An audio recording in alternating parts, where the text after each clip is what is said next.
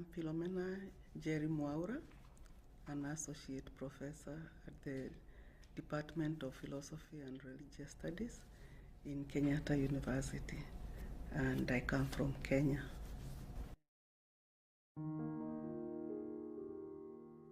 I've been teaching courses in African Christianity for the last 27 years at the university.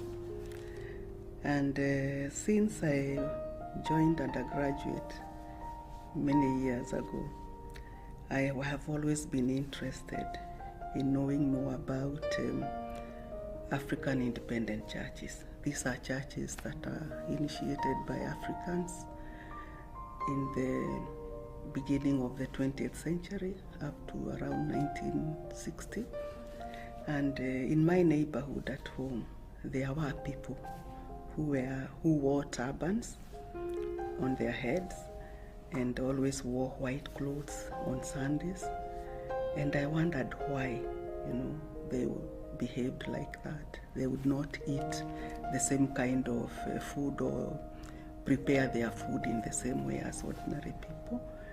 And when I got a chance to do a long essay, a term paper in the department, I chose to investigate these groups. And the more I investigated them, I talked to my neighbors, and then they led me on to other people. I became very fascinated. So when I was admitted to do my master's degree in religious studies, I chose as my dissertation to explore more about these groups. Then when I did my PhD, I still focused on different groups in a different part of Kenya. But since the late 70s, 80s up to the present, there has been a new wave of revival in African Christianity, and I think it's everywhere in the world, Pentecostalism. And the earlier churches I studied have been diminishing in significance. They are still there, but they are not as vibrant as before, and studies have shifted now to the Pentecostals. And also charismatic renewal movements in mainline churches like Catholics, Methodists, Presbyterians. And so I have also shifted my study focus, and that's why I want to do a book, or I've been trying to do research to explore this phenomenon in Kenya, historically from the beginning of the 20th century to the present. It will have a great impact because there hasn't been a complete lengthy study on these groups. There have been studies on individual groups by students who are doing their thesis, but I want to explore the whole phenomenon and trace its roots to earlier forms of African Christianity, like what we call spiritual African instituted churches, the ones that focus on the Holy Spirit and the gifts of the Holy Spirit. So because of this lack of literature on the movement and the scattered material that there is, I thought I could bring all these resources together, plus my own researches, and produce a book that would be helpful to students and to lecturers in theological institutions and in departments of theology or religion in public universities.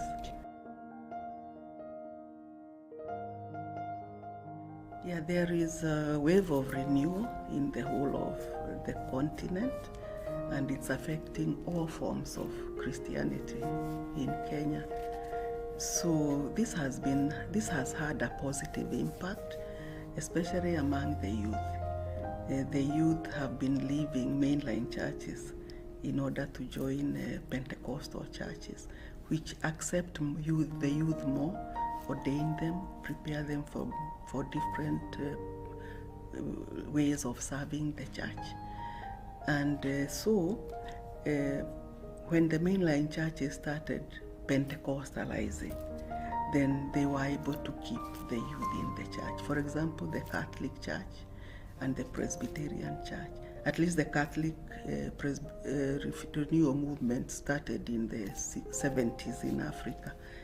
But for some Presbyterian or Methodist churches, they were long, they took long to embrace the renewal in their churches, and so they have had youth leaving the church to join the Pentecostals.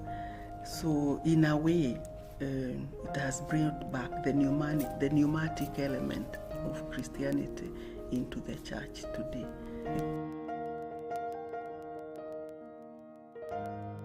There is also the downside. The mainline churches are suspicious of some of the activities of the Pentecostals, like long prayers that go on for days, or overnight meetings, and of course the challenge to the leadership because of the Holy Spirit within these groups. Yeah, the experience of the Holy Spirit that gives people the power of prophecy or speaking in tongues and to challenge authority. So there has been a downside to it and also a positive impact.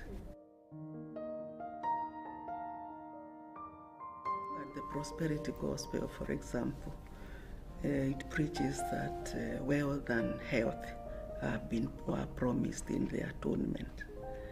And when you look at the Bible, that is really not true. So it's stretching these doctrines too far. And also, there are churches that do not welcome the empowerment of women in the church, ordaining them into leadership. So when women in other mainline churches are demanding for ordination, and the church does not allow that, so this brings about tension within the church. But the main problem is the problem of the prosperity gospel, the idea of sowing the seed, the idea of tithing, and many people have been exploited over this, because in Africa we say we are an oral people, we are not a literary people. So we listen more to what the preachers say. The ordinary people listen more to what they hear in church than seeking the truth for themselves in the scriptures. And of course, they may not also be well equipped to understand and interpret the scriptures in the right way. They need books. Our libraries are not very well resourced, especially in the humanities, in religion, in philosophy. And usually what I tell them, like especially the graduate students, is to visit a Jesuits theological college library, which is very well equipped in books on Christianity and theology. But they can't all go to the Jesuit school. So they rely on the internet. And again, most materials in the internet are locked, They cannot access the journals. They cannot access some books, even though they see them in the internet. So it has been very, very challenging.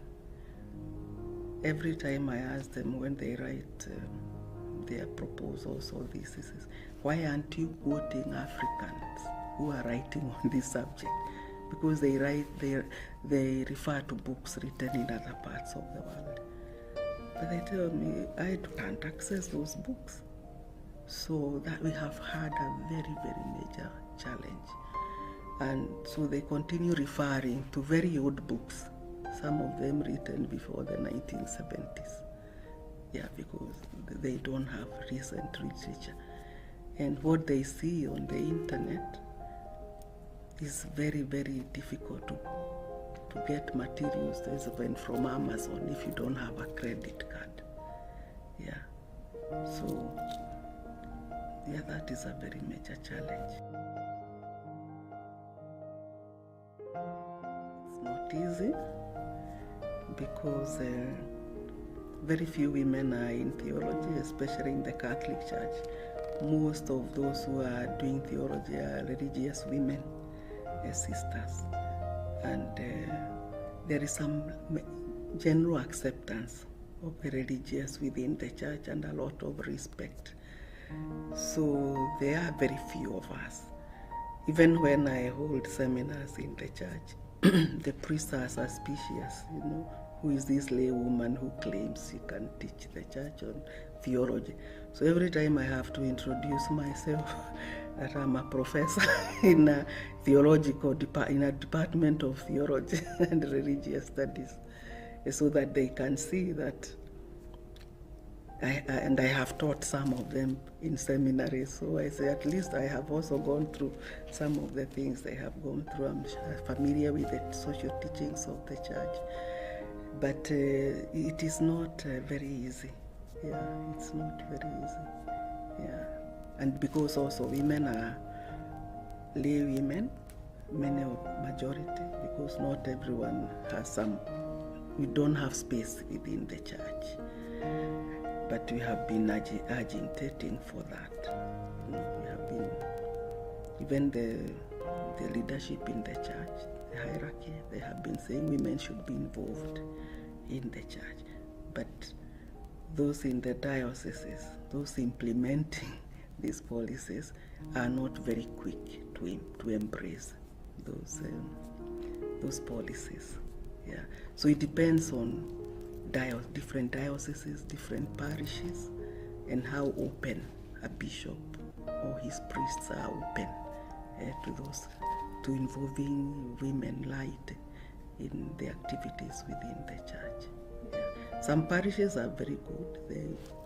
They have at least 30% of women in the pastoral council or the parish council. But one thing I can say for myself is that at the national level, the church involves me in the commissions. I'm in the commission on ecumenism. I'm on the commission on education, religious education, and education, general education. And so I represent the church in forums, in the curriculum development offices in the country. I write books on representing the church in the panels. I write books on Christian religious education from primary school to diploma level, high school diploma level. Yeah, so that way I'm able to even push in gender issues within the church. Yeah. What specific issues? Like issues on violence. Yeah, so if there is a topic on violence, child abuse, I make sure that even throughout the writing of the textbook, we mainstream gender in the writing of the book. Yeah, so that gender issues are captured in whichever topic that we are writing.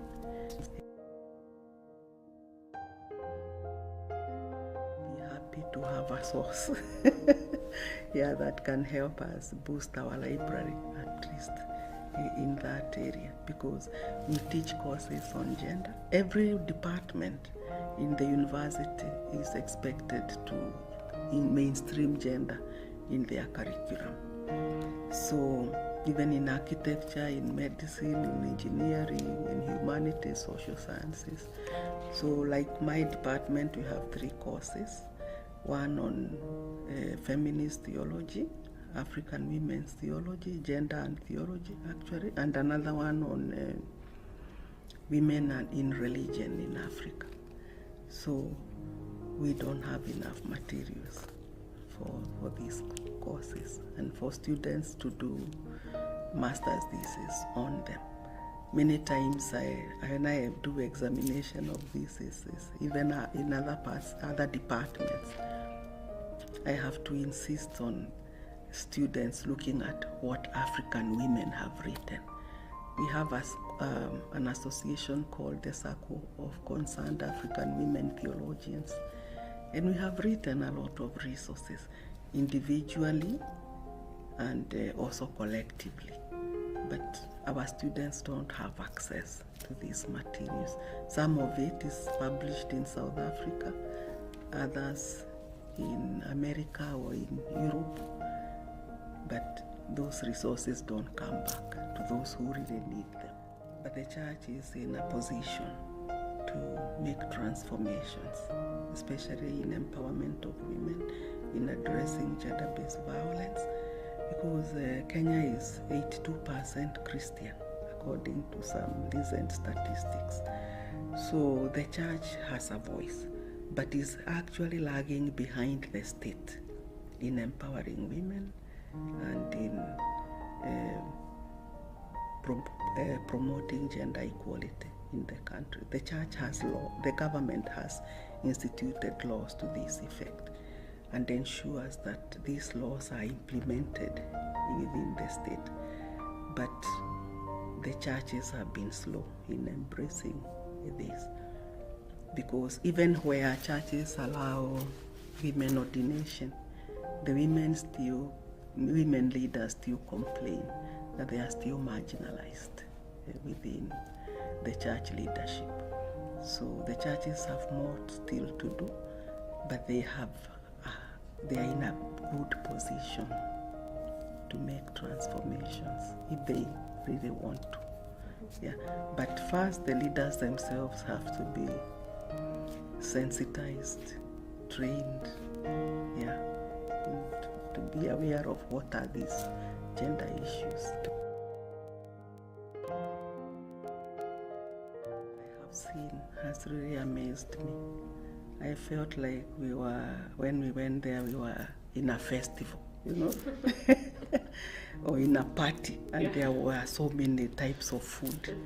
We could even carry the whole library, if we could, the whole bookstore, if we could. So I'm happy that TBN has given me the opportunity to select some books, some for my personal use and some that I could, that could be given to the university.